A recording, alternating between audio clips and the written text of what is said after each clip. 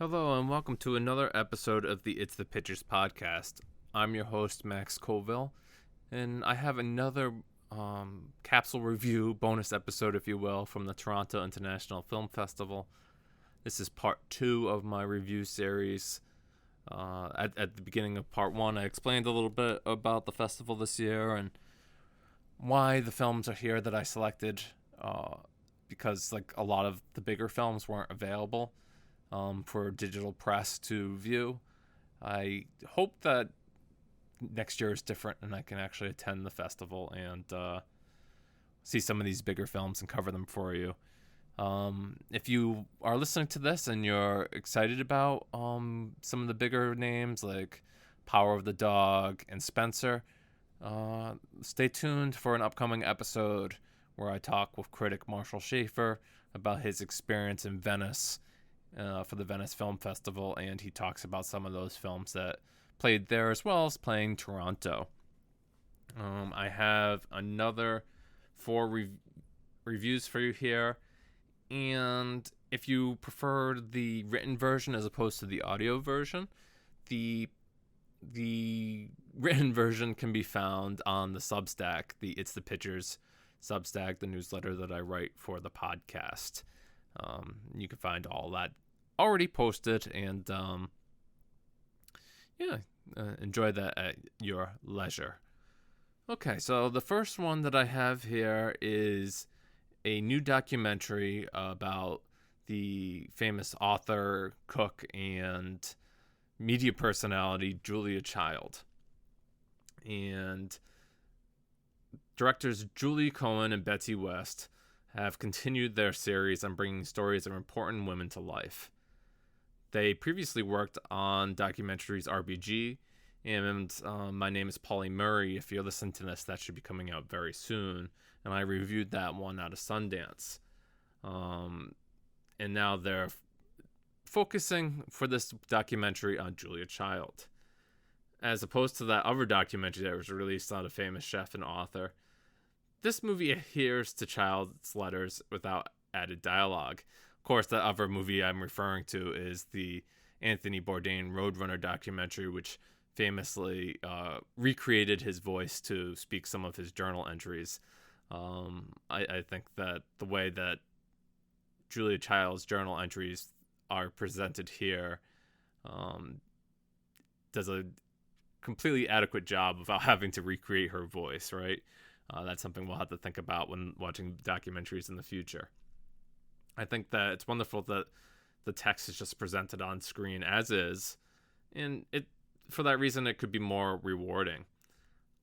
I think she had an absolutely fascinating life, and of course, a lot of that is shown here from her early days and her schooling and upbringing to when she went to France and studied to become a cook, and how her career, as it were, didn't really start until she was over 50, which is just fantastic and outrageous to think about that.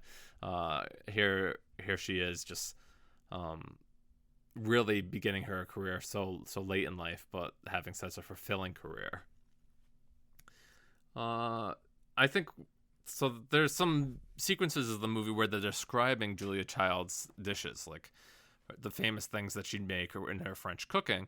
And of course, some of that footage isn't great. It's black and white. And even then, you could recreate it today. And I think they did a wonderful job.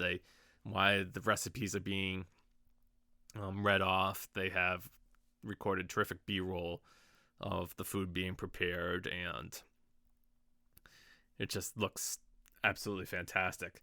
I like to use the phrase food porn when I watch cooking shows, because it's just like you just are dying to eat the food that you see on TV, and the food looks so good it's almost indescribable. I really appreciate how this documentary is put together, and despite Julia Child had such a long-lasting career, even just her book would be like iconic and like how it's a fixture in so many American homes. But I also believe that she paved the way for chefs on television and on YouTube. I have to wonder if we'd see people like Emeril Lagasse or YouTube's Binging with Babish without the contributions of Julia Child and her amazing personality and cooking. I really enjoyed this documentary. It comes highly recommended.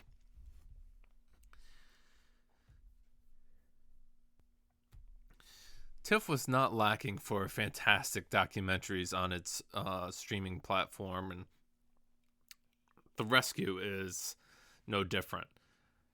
You might be familiar with the story that in June of 2018, a story of Thai boys soccer team had been trapped in a cave, and that story became a worldwide crisis. I remember like so many people offering to help. I think there was something like Elon Musk was saying that he was going to build something in order to get in the caves and save the boys. It captured the attention of everyone worldwide. If you want to know like how difficult it was, these 12 boys and their coach were inaccessible, except for some brave souls who would be able to navigate the cave while underwater. These unique individuals partake in a sport known as cave diving. It's a weird hobby, being trapped underwater in very narrow entryways. It's definitely an extreme sport, and fits right into directors Jimmy Chin and Elizabeth Chai Vasarhelyi's wheelhouse. They are the directors who won an Oscar for their horrifying documentary Free Solo, which featured athlete Alex Honnold climbing a mountain face without wire. While that story was for the sheer thrill of it, The Rescue is something else entirely. Without these cave divers, the lives of these boys would likely be forfeit. Even if you know how this story ends, and if you were following it closely in the news, you probably do, you've never seen this particular story this up close. It's absolutely terrifying, and these brave heroes risk their lives for some children they've never met before. I think it's equally nail-biting and heartwarming, and I believe The Rescue is a can't-miss documentary of one of the most amazing rescues ever performed. It's a National Geographic documentary, so maybe we'll see it eventually on Disney+. But I think the plans are to release it theatrically pretty soon, if you're interested in that one. The next movie I watched was a independent feature known as Montana Story. The movie is actually still looking for distribution, as far as I know, and it was something that intrigued me, and I certainly wanted to check it out. I think the movie is about a fractured relationship between two siblings, and it stars Haley Lou Richardson, which you might remember from like the movie Columbus. I think she's fantastic in that. And I think another movie called Support the Girls. I like her movies generally, so I wanted to check this one out. And her co-star Owen Teague. The movie opens with Cal, played by Teague, visiting his dying father and trying to sell his family's ranch. It's a lot to ask of the young man, in his early 20s, to be making these heavy decisions. And Cal seems kind of distant from his father. When his sister Erin arrives, played by Richardson, she's extremely uncomfortable being there. And through the course of the story, we learn why these two siblings have such an icy relationship, and just what kind of man their father was. But a lot of this movie played like a mid-afternoon soap for me. It's something that you would see like on Days of Our Lives or something like that. I never really cared what happened with these characters, and I think Teague feels horribly miscast in his role. I never really bought into his dilemma or his remorse. So it's tough when I didn't buy into him to really connect with the story. I think Richardson is always good, and even then, I had trouble really being invested in this story. I hate to give movies pans, and especially when they're trying to get acquired, but I just can't recommend Montana Story. I think that you should probably skip this one. And the last movie I decided to check out at TIFF was this movie you'll be able to watch on Amazon Prime Video pretty soon. It's called The Electrical Life of Louis Wain, and it's easily one of the most star-studded movies available to critics covering TIFF remotely.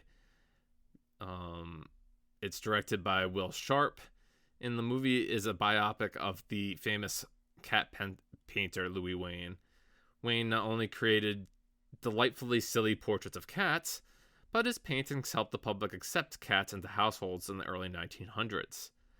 Benedict Cumberbatch stars as Wain, a man who seems to have his pulse on everything from art to boxing and even writing an opera.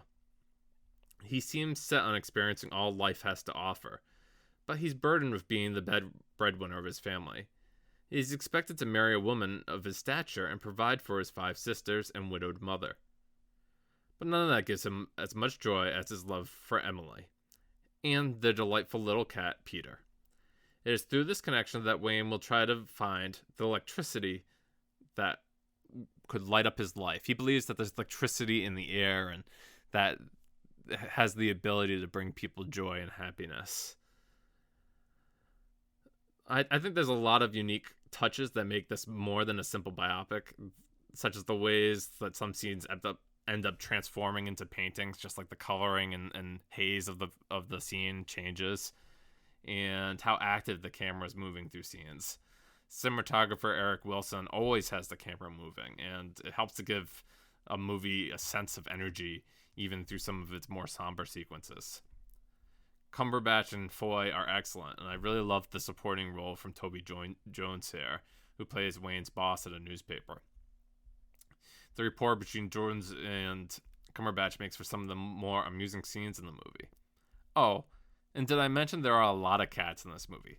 A lot of cats. Overall, I was pleasantly surprised by Louis Wain, and I'm sure you'll be as well when it debuts on Amazon Prime Video later this year.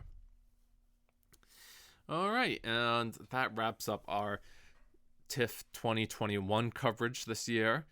I hope that you have found something new that you want to check out to watch and are interested in maybe some of these documentaries or feature films. I know a few of them are coming out from Amazon soon, and you can expect the documentaries to trickle out in the next few months, so either on CNN or National Geographic or some other places where you might find documentaries. I'm not sure if one of these is necessarily picked up by Netflix, but that's usually a place to look for documentaries as well. And then we'll wrap it up. Some station identification, if you will. I can be found at MH Colville. My co-host John Gilpatrick can be found on Twitter at John L. Gilpatrick. You can follow the podcast on iTunes, Spotify, Stitcher, wherever you might find podcasts. We're likely there. Give us a 5-star review.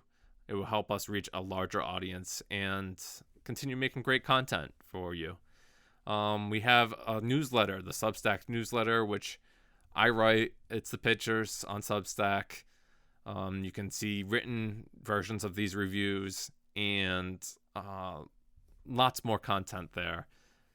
We're also on Letterboxd if you want to give us a follow there and see what movies we recommend. I normally list out the movies that are in each episode through list on there, and other reviews that we tend to highlight. And I also give reviews to films that maybe we don't get to cover on particular episodes. So yeah, you might want to check that one out. Be on the lookout soon. We have a new episode going up with Marshall Schaefer. I think I mentioned that at the top of this episode. And we'll be talking about the Venice Film Festival and wrapping that up and that experience. And there's a lot of great content there as well that I'm sure you'll want to check out. All right. Take care. See you soon.